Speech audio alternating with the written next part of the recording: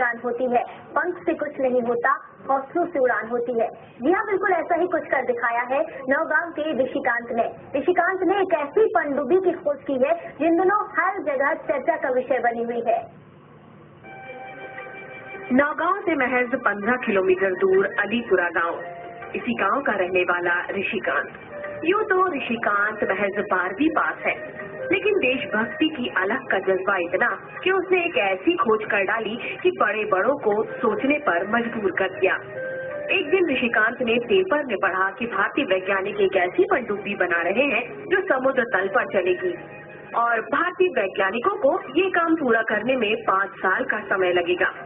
बस फिर क्या था, ऋषि ने कुछ ऐसा ठान लिया कि उसने थोड़े ही वक्त में एक ऐसी ही देसी पनडुब्बी का मॉडल बना डाला।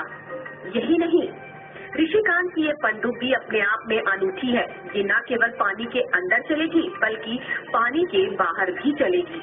रोड पे भी चलेगी, रोड के साथ साथ पानी में भी समुद्र तल पे बराबर चलेगी। जब अपन इसे चाहेंगे नीचे ले जाने के लिए तो ये नीचे चली जाएगी। नीचे जाने की इसकी कोई सीमा नहीं है, ये समुद्र तल तक जाएगी। नौगांव के अलीपुरा में रहने वाले एक कम पढ़े लिखे युवक ने एक ऐसी खोज की है जो हर जगह चर्चा का विषय बनी हुई है। और हो भी क्यों ना, पानी और जमीन पर चलने वाली ये पनडुब्बी महज एक बोर्ड में लगे कुछ बटनों से जो कंट्रोल होती है। वहीं अपनी इस खोज के बारे में ऋषिकांत का कहना है कि ये तो बस शुरुआत है। अपनी कड़ी मेहनत के दम पर वो अपने इस मॉडल को बड़े स्तर पर बनाएंगे। साथ ही उनका ये भी कहना है कि इसको बनाने की प्रेरणा उनको एक अखबार के जरिए मिली। पेपर में पढ़ा कि 300 करोड़ की लागत से पनडुब्बी बना रही है इंडिया सरकार, इसको 3 से 5 साल लगेंगे।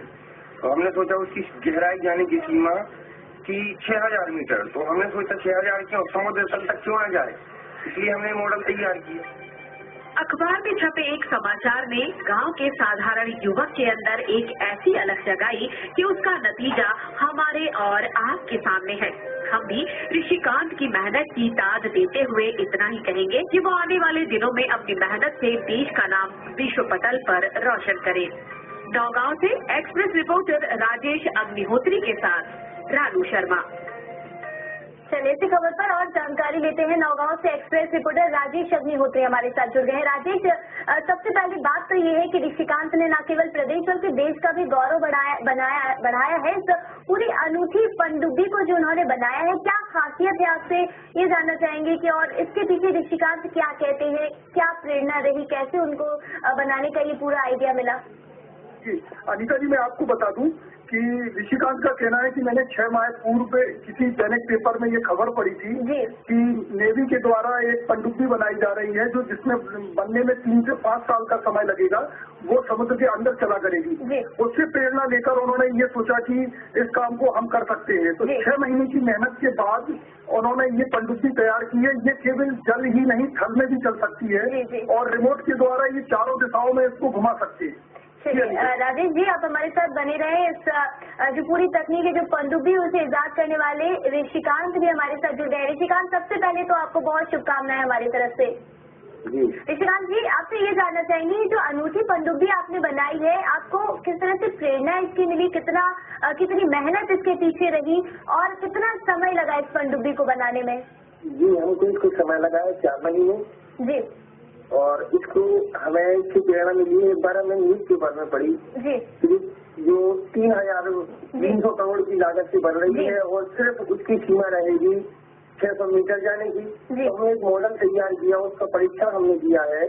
इसको ऐसा क्यों ना बनाई जाए कि जैसे समुद्र में जहाज, हवाई जहाज वगैरह गिर जाते हैं, जहाज गिर जाते हैं, तो उनको उठा के ला सके, ऐसा हमने सोचा। और ये रोड पे भी चले तो और ज्यादा बेहतर रहेगा, ऊपर भी चले, नीचे की जाए और इसकी तकनीकी खराब होने पर ये स्वतः ऊपर आ जाएगी। लेकिन इसमें किसी प्रकार की तकनीकी खराब होती है तो ये स्वतः अपने आप ऊपर आ जाएगी। और इसके साथ साथ में हमने इसको ऐसे टेस्ट किया है कि अपन जैसे समुद्र तल में जाते हैं तो इसमें से अपन गोताखोर वाली ड्रेस है, इनके अपन इससे बाहर निकल सकते हैं।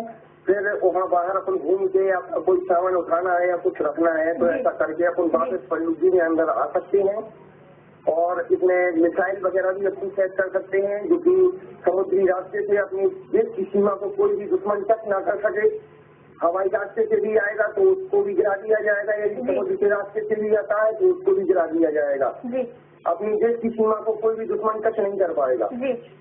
ये सारी व्यवस्थाएं हमने, और इसमें साथ साथ इसमें जैसे पेट्रोलियम वगैरह जैसे खजाने जो होते हैं अंदर, उनको भी खोजने के लिए इसमें उपकरण लगाए जाएंगे जो अपने खोजेगी उसको।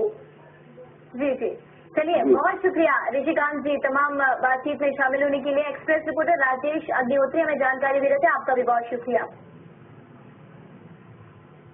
एक और ब्रेक के लिए यहाँ रुक रहे हैं, ब्रेक के बाद